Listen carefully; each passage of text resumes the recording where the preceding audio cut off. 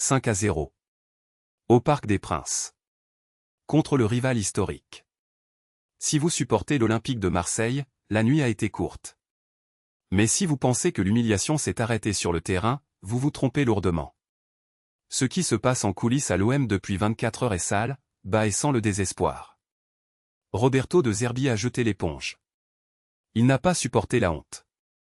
Mais son corps n'était pas encore froid qu'un nom surgissait déjà des cendres comme le sauveur de la patrie, Habib Beye. Et c'est là que l'hypocrisie commence. Regardons les faits, ou du moins ce qu'ils veulent nous faire croire. Rennes a viré Habib Beye. Pourquoi? Parce que son travail était mauvais. Point final. Mais la coïncidence est bien trop grosse. La presse française s'est enflammée en révélant que l'OM discutait déjà avec Beye avant même le départ officiel de Zerbi. C'est du débauchage.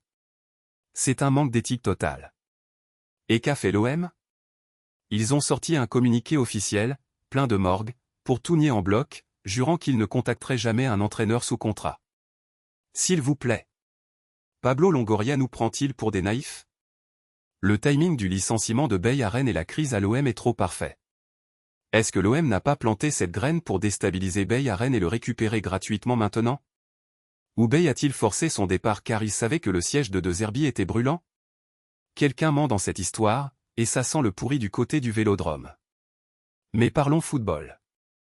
Enlevons le micro des mains du Habib Beye consultant et regardons la tactique du Habib Beye entraîneur. Il y a une véritable aura autour de lui en France.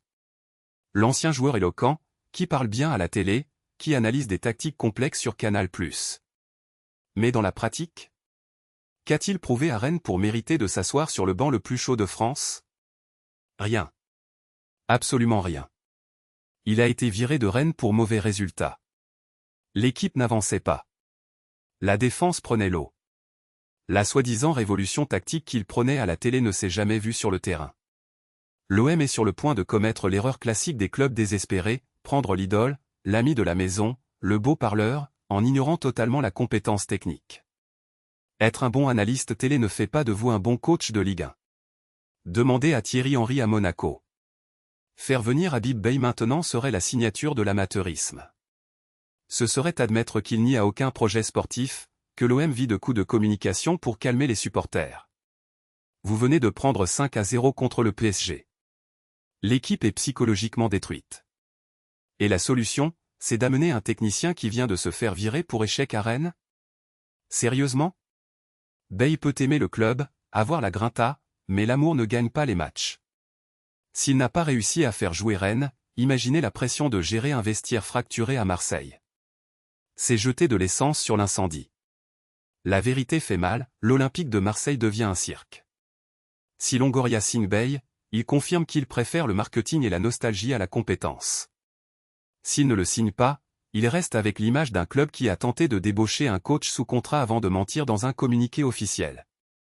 Dans tous les cas, la direction sort grandement fragilisée de cette histoire.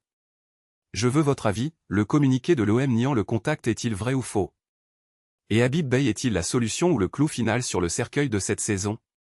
Dites-moi tout en commentaire, car la guerre à Marseille ne fait que commencer.